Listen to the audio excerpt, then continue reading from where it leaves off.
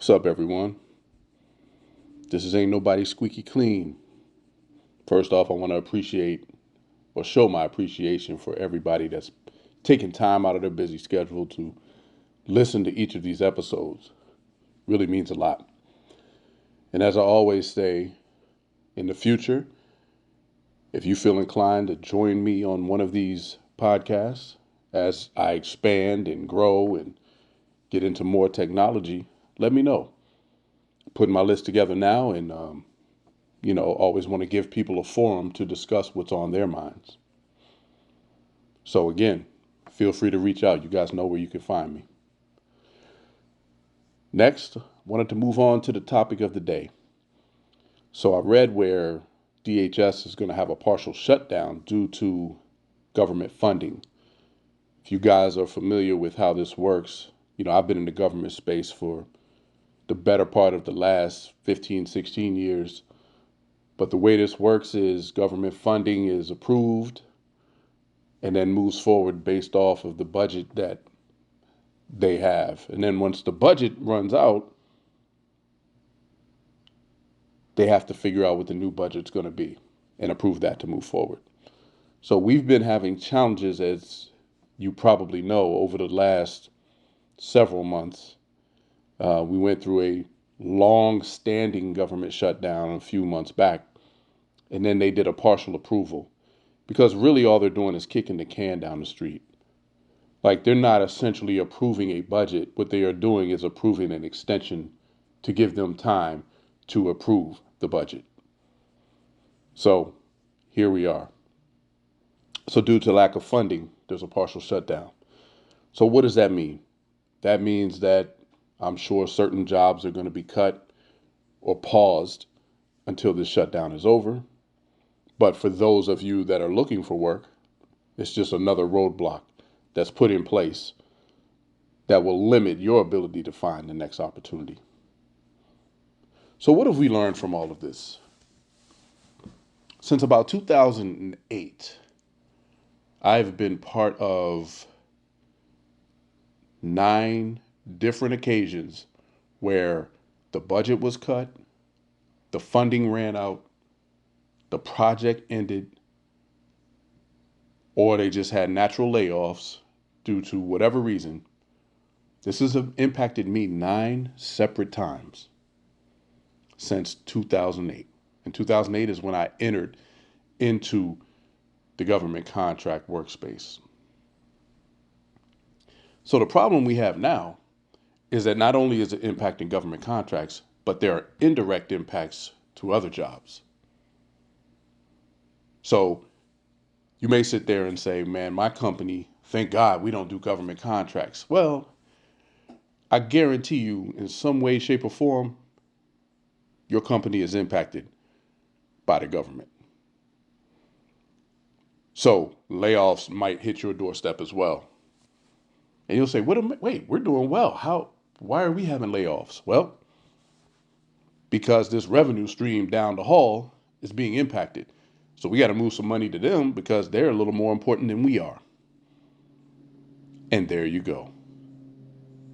So now you get to a place where all of us are impacted. So how do we fix this? If you have a good number of years left in your working days, you've got to figure out how to pivot, right?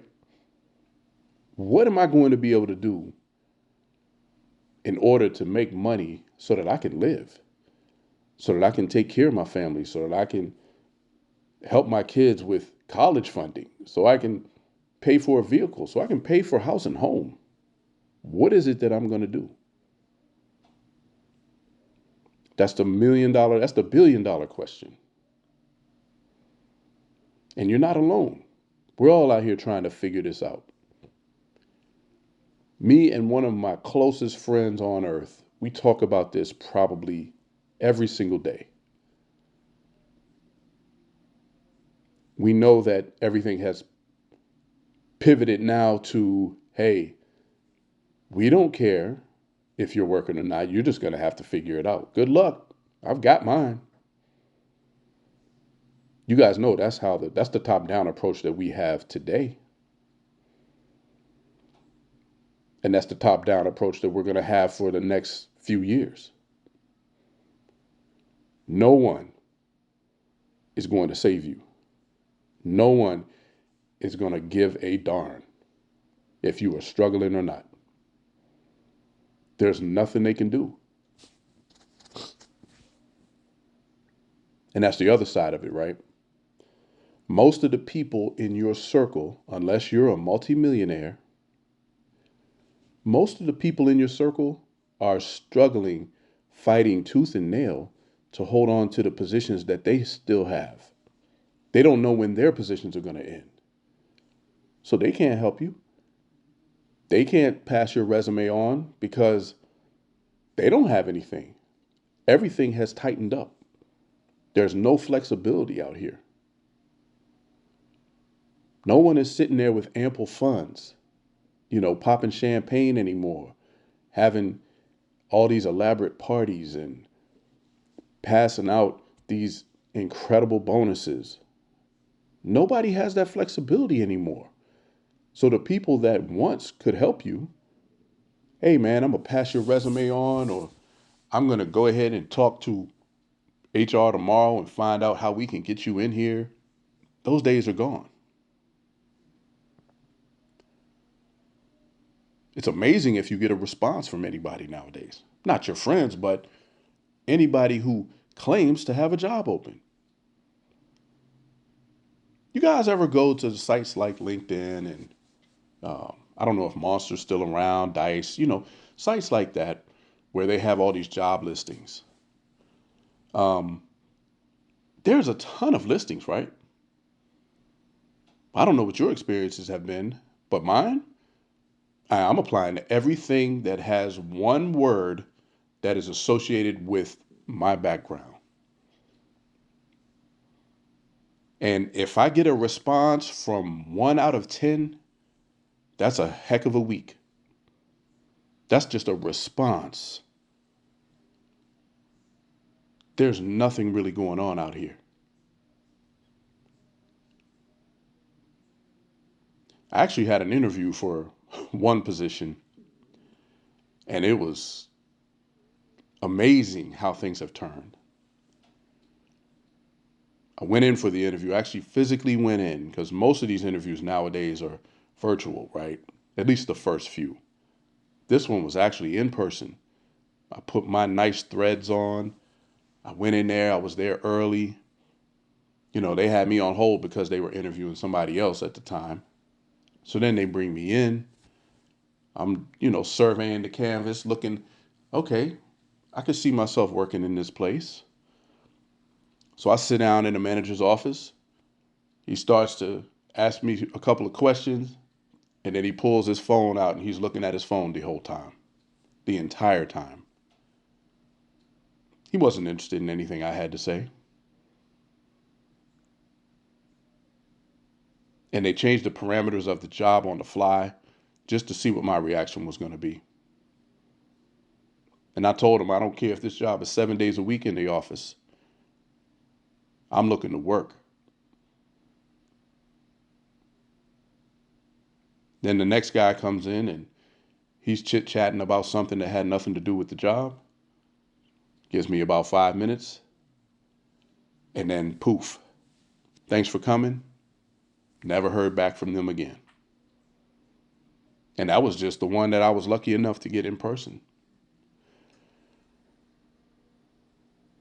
There's a lot of non-professionalism that's being displayed out here now. A lot of these employers understand that they are holding all the cards and they're acting like that. Ego's getting in the way. Now, feelings aside, nobody cares really if you're treated fairly or if you're treated with respect if you don't get the position. We want to work. We want to find this money.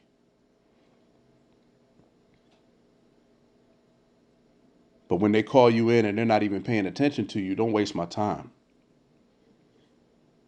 There's no need to have somebody come in, put their nice suit on, if you already have made a decision on which way you're going. Now, in that particular case, maybe their mind was made up from the person that just happened to have the interview slot right before me. I don't know. But it doesn't matter. The bottom line is, where do we go from here? If you figure it out, let me know. Because as it stands right now, doesn't seem to be much out here, man, and it's not getting any better anytime soon. So, with that, this ain't nobody squeaky clean. This is Ain't Nobody Squeaky Clean. And I appreciate you guys taking time out of your day. And I'll talk to you soon.